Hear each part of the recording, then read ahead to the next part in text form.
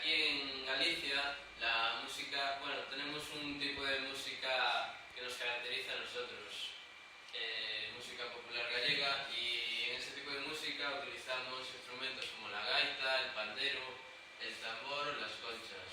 O también como un instrumento típico también es la zanfona. Y ahora os vamos a enseñar un vídeo de